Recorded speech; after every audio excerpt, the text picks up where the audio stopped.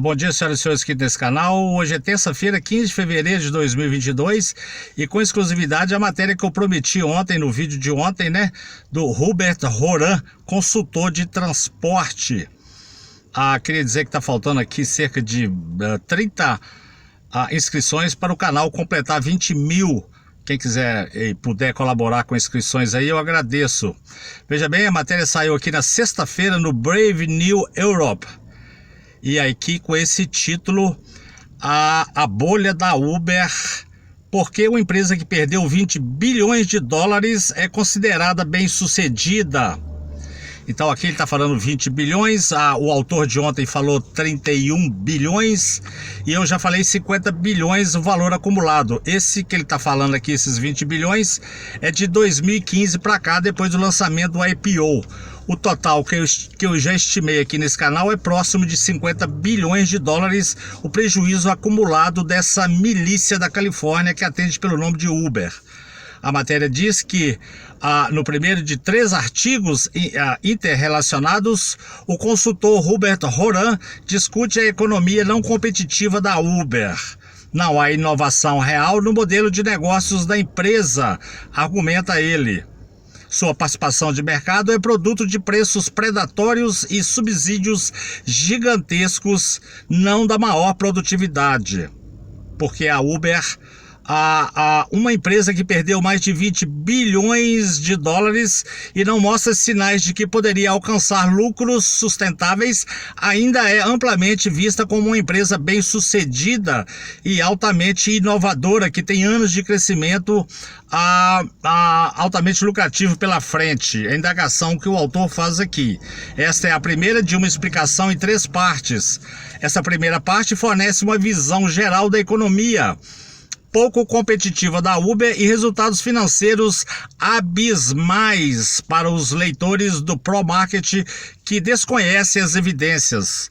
A segunda parte explicará como a Uber fabricou e promulgou falsas alegações narrativas de relações públicas que criaram sua imagem inovadora e bem-sucedida e bloquearam a conscientização e a discussão das perdas e subsídios que contradiziam diretamente essas alegações. A terceira parte descreverá o trabalho indefensável produzido pelo programa de pesquisa acadêmica da Uber, cujo único objetivo era criar a falsa impressão de que as principais reivindicações narrativas de relações públicas eram apoiadas por pesquisas independentes que atendiam aos padrões acadêmicos tradicionais. A Uber, que começou a operar em 2010, perdeu mais de 20 bilhões desde o início de 2015. Não está, como há muito afirmado, rapidamente crescendo em lucratividade, ou seja, não há lucro nenhum, há perdas contínuas. A Uber é, na verdade, um produtor de serviços de carros urbanos com custo mais alto e menos eficiente do que as empresas de táxi. A Uber cobra dos motoristas de 25% a 30%, nós sabemos aí que chega até 50%, sem chegar perto de cobrir seus custos reais.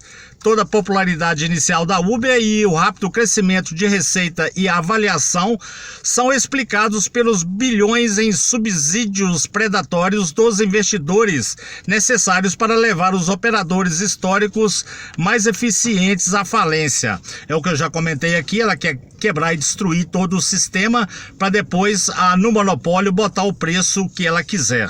Não há evidências independentes de que qualquer inovação tecnológica da Uber tenha algum impacto material em sua competitividade de custos. Os ganhos de margem da Uber não vieram de melhorias de eficiência, mas de sua capacidade de cortar unilateralmente a remuneração dos motoristas em 40% desde 2016. Esses cortes reduziram o salário líquido dos motoristas abaixo dos níveis do salário mínimo em muitos mercados e transferiram mais de 3 bilhões do trabalho para o capital, que veio a ser o dumping social, que eu já explorei esse assunto aqui. Nada no modelo de negócios da Uber realmente aumentou a produtividade geral do serviço de carros ou resolveu qualquer um dos problemas tradicionais do setor de táxi. A matéria vai ficar um pouquinho mais longa porque ela é extensa e o vídeo vai ficar mais longo. O preço de pico da Uber não melhora a eficiência, simplesmente tira os trabalhadores do turno da noite do mercado. E como a Uber demonstrou, a entrada ilimitada no mercado de táxis pode levar a esse excesso de capacidade ruinoso. Esse excesso de capacidade ruinoso, essa superoferta de carros que está quebrando aí, inclusive as empresas de ônibus urbano. Converter essas crescentes perdas multibilionárias em lucros sustentáveis exigiria uma das maiores reviravoltas operacionais da indústria, por isso que eu venho pregando aqui a falência ou o fim desse aplicativo maldito. Não há evidências de que o mercado esteja disposto a pagar o verdadeiro custo do serviço da Uber. Qualquer tentativa de uma reestruturação do tipo falência eliminaria seus atuais proprietários e a Uber não tem um negócio principal sustentável e lucrativo para se organizar. A Uber estava sempre buscando o domínio da indústria quase monopolista, alegando que sua entrada magicamente converteu a indústria em um jogo global de o vencedor leva tudo. A única maneira de os investidores da Uber conseguirem retornos de investimento descomunais era alcançar um domínio da indústria, ou seja, o monopólio. As ambições de domínio global da Uber eram amplamente compreendidas em todo o Vale do Silício. Uma vez dominante, todo passageiro e motorista de táxi, veja bem, em potencial em todas as grandes cidades do mundo, precisaria ter o aplicativo da Uber em seu telefone, porque a intenção é destruir o sistema de táxi, o transporte urbano e reinar absolutos. Ou seja, todos nós temos a obrigação de destruir esse aplicativo maldito chamado Uber antes que ela nos destrua a todos. Esse domínio e a onipresença do aplicativo eliminariam a possibilidade de qualquer ameaça competitiva séria. Criariam um enorme poder de preços e criariam oportunidades para extrair renda de outras empresas que desejam alcançar os usuários da Uber. A expectativa original dos investidores era que eles poderiam colher bilhões de dólares em retornos de um IPO antes que a terrível economia da Uber se tornasse amplamente reconhecida. Veja bem que por isso aqui que não dá para regulamentar a Uber, eu sou contra a regulamentação e a favor da expulsão dessas quadrilhas do território nacional. A Uber não estava buscando regras de entrada e preços mais liberais, mas trabalhando para efetivamente anular qualquer forma de supervisão governamental. Ou seja, eles não abrem a caixa preta e não aceitam nenhum tipo de imposição do Estado. Isso significa eliminar o direito do público de estabelecer padrões de concorrência de mercado, segurança, seguro, carteira de motorista, manutenção de veículos ou obrigações de fornecer serviços a todas as pessoas e bairros de uma cidade. Os investidores da Uber estavam tentando tomar o controle efetivo da indústria de táxis dos cidadãos locais e de seus governos democraticamente eleitos. Ou seja, é a usurpação da função pública transporte de passageiros por essa quadrilha e esse aplicativo privado. A Uber não é apenas mais uma empresa de bolha tecnológica que se beneficiou de capital extremamente barato. Sua estratégia foi baseada em 3 componentes inovadores que nenhuma outra grande startup jamais havia tentado. O segundo grande avanço estratégico da Uber foi a cultura monomaníaca de crescimento a todo custo que o CEO original da Uber, Travis Kalanick, estabeleceu durante os primeiros dias de operação da empresa.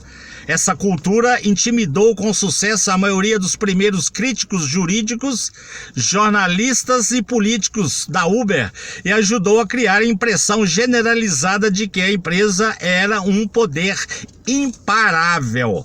Essa cultura também produziu diretamente a violação aberta da lei, assédio a jornalistas, obstrução da aplicação da lei local, ataques de sabotagem de concorrentes a vítimas de estupro e outros indivíduos que processaram a Uber e assédio sexual sistêmico dentro da administração, que eu já relatei aqui em vários vídeos anteriores. Os investidores da Uber apoiaram totalmente essa cultura de crescimento a todo custo e as enormes perdas incorridas para apoiar o comportamento predatório da empresa e nunca proferiram uma palavra de reclamação até 2017.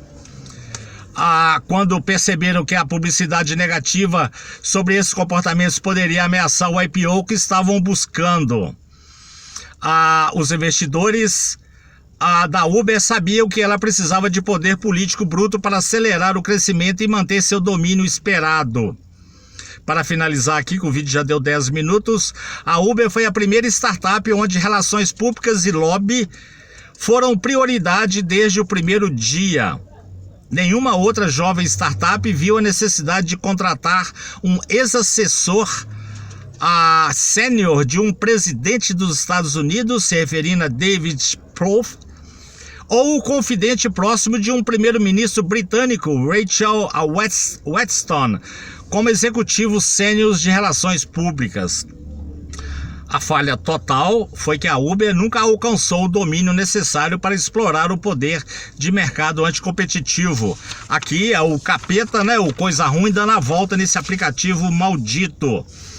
Então o vídeo ficou um pouco mais longo. Eu queria agradecer aqui, mandar um abraço pro taxista Clayton, que me emprestou o carro aqui para fazer o vídeo aqui na rua, que eu tô na rua.